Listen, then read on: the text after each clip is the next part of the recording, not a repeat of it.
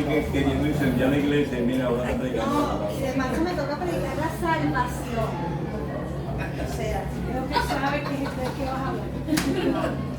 Sí, de verdad que el Señor ha sido bueno, aunque a veces pienso que no puedo. El Señor me da la fuerza para seguir adelante y por eso en esta hora y en este momento quiero adorarle porque Él es único y Él es suficiente para nuestras vidas.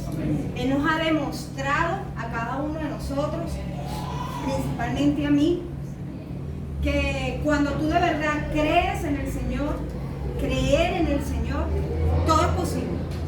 Todo, absolutamente todo es posible. Quiero que nos estemos ubicando en Romanos, sobre sus pies, en Romanos capítulo 10, versículo 9.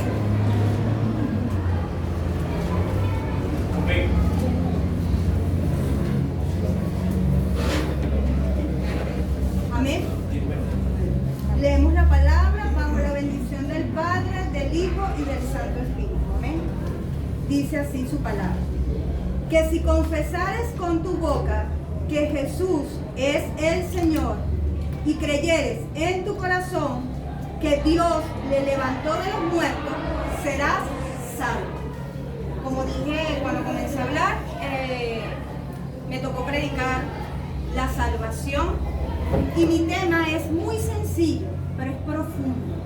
Dice salvación por fe. ¿No se siente? Vamos a orar al Señor. Amén. Bendito Dios, Padre Celestial, Señor. Nos has convocado, Señor, a este lugar, bendito Dios, para adorarte, Señor, por medio de la palabra, Señor, para exaltar tu nombre, bendito Dios, para conocer, Señor, que tienes tú, bendito Dios, para nuestras vidas el día de hoy, Señor. Te doy gracias, Señor, por tu presencia, Señor, en este lugar, bendito Padre. Te doy gracias, Señor, por cada uno de mis hermanos, bendito Dios, que están en este lugar. Yo te pido, Señor, que tú sensibilices sus corazones, que los prepares, Señor, para escuchar tu santa palabra. En el nombre de tu Hijo amado Jesucristo, amén y amén.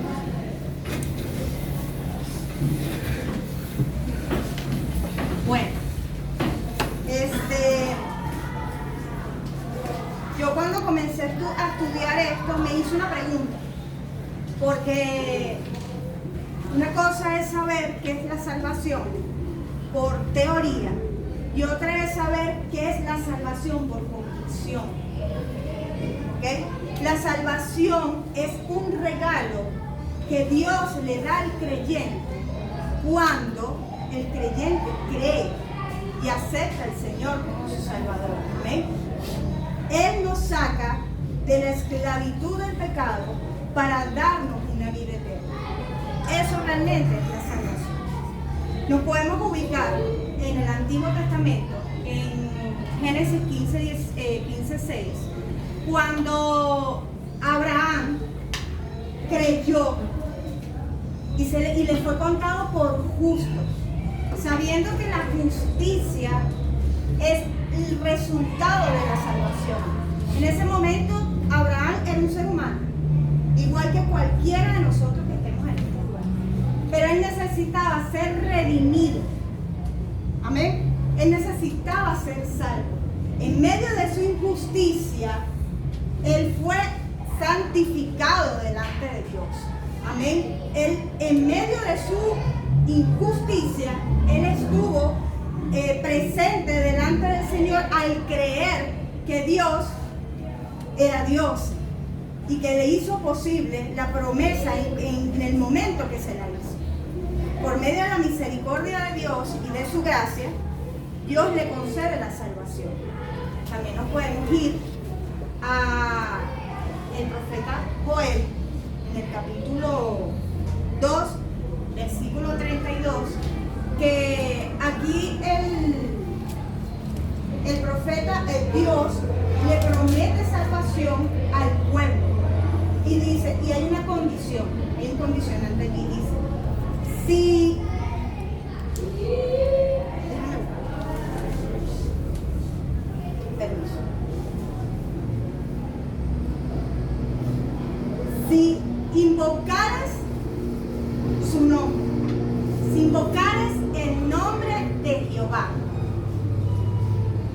y crees, serás salvo. Aquí hay una promesa condicionada. Y aparte de este versículo, que él le dice a ese pueblo en ese momento, que el que invocara el nombre de Jehová y creyera será salvo. Pero también en este versículo habla de un remanente, Y ese remanente es el que está aquí en esta hora. Este remanente, como decía el pastor esta mañana, yo creí, yo soy salvo. Yo creo, mis hermanos. Yo creí en aquel momento. Y yo sé que cada uno de ustedes, los que están aquí, creyeron en su momento. Y Dios le concedió la salvación. Amén. Ahora nos vamos al Nuevo Testamento. En Hechos. Capítulo 4, versículo 12. Él dice que aquí el apóstol Pedro nos aclara que solo en Jesús hay salvación. Dice su palabra que en ningún otro nombre habrá salvación. O sea, que ningún hombre conseguirá en ningún otro nombre salvación. Eso nos quiere decir el apóstol Pedro. Cuando nosotros llegamos a los pies de Cristo, cuando nosotros creímos en el Señor, nosotros pensamos o nos refirieron o creímos en el sacrificio que Dios hizo o que el Señor Jesucristo hizo en la cruz del Calvario. Automáticamente nosotros fuimos justificados delante de Él y Dios concedió la salvación al creyente. Nos podemos ir también a las epístolas, en Romanos capítulo 1, versículo 16, que dice que yo no me avergüenzo del Evangelio. ¿Por qué? Porque el poder de Dios para salvación a todo aquel que cree. Aquí nuevamente está condicionándonos a qué, mis hermanos, a que tenemos que creer en ese sacrificio que el Señor Jesucristo hizo en la cruz del Calvario. ¿Para qué? Para que el Señor pueda dar la salvación. Amén. Hablando en este versículo me llamó la atención del por qué tenemos que creer. ¿A qué nos lleva a creer? Porque es necesario creer. Es necesario creer porque es ahí donde realmente conocemos a Jesús.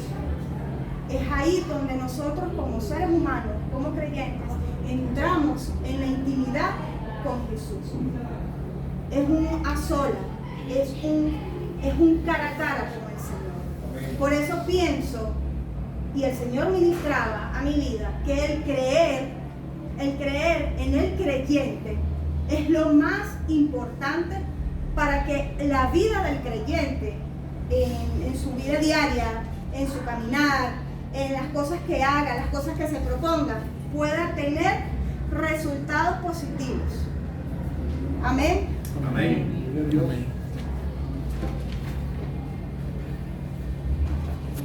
Volviendo al versículo que leímos en Romanos 10:9, Pablo aquí le escribe a los judíos. Y le escribe ¿por qué? Porque ellos no creían en esa obra redentora del Señor Jesucristo. Ellos se basaban en su propia ley. Ellos querían hacer su propia ley. Es por ello que Pablo en esta carta los exhorta a que confesaran con su boca que si Jesús es el Señor. ¿Qué es el confesar? El confesar con la boca. Dios nos dio una boca para poder proclamar, hablando de la adoración, para poder hablar, para poder decir las grandezas de nuestro Señor. Es por ello que el apóstol Pablo en este capítulo, en el capítulo 1 de este capítulo 10, versículo 1 de este capítulo 10, dice que él oraba, que él tenía un anhelo en su corazón y que él oraba a Dios Él oraba a Dios por la salvación del pueblo de Israel. Y es por ello que él desglosa una cantidad de preguntas también y termina con este versículo diciendo que si confesares con tu boca que Jesús es el Señor. Cuando nosotros confesamos en aquel momento que Jesús era el Señor, lo estábamos confesando para nuestras vidas, que Él era el Señor de nuestras vidas en ese momento. Ahora yo me pregunto y les digo a ustedes, mis hermanos, de verdad nosotros hemos entrado en reflexión y pensar que en algún momento, después de que hicimos esa confesión de fe, de que confesamos al Señor como nuestro Señor y Salvador, hemos vivido de esa manera para agradar a Dios. Porque no es solamente guardar la salvación cuando Dios me la dio, cuando Dios me la entrega, yo guardo la salvación, no es guardarla, como lo dije al momento. No es una salvación teórica, no es una salvación que escuché, no es una salvación que entendí en algún momento que Dios me la dio porque creí en el sacrificio de su Hijo en la cruz del Calvario. Es una salvación de experiencia, es una salvación de convicción, es una salvación de vivir cada día bajo la obediencia, primeramente de la palabra de Dios. Amén. Primeramente, segundo, por todas las cosas que Dios nos puede entregar y qué hacemos con esas cosas. La salvación se puede perder y eso lo sabemos. La podemos botar. Como decía el pastor en un ejemplo, es un regalo que Dios nos da. Es como cuando el padre le da un regalo al hijo, pero el hijo sencillamente no valoró el regalo y el regalo lo botó, el regalo lo desechó, el regalo no lo valoró. Les pregunto, mis hermanos, en este momento, ¿qué hemos hecho con la salvación que Dios nos ha entregado? ¿Lo estamos haciendo bien? ¿Le estamos sirviendo? ¿Le estamos adorando? ¿Estamos obedeciendo la palabra de Dios? ¿Qué estamos haciendo con lo que Dios nos ha entregado? Cuento una anécdota rápida. Hace un año,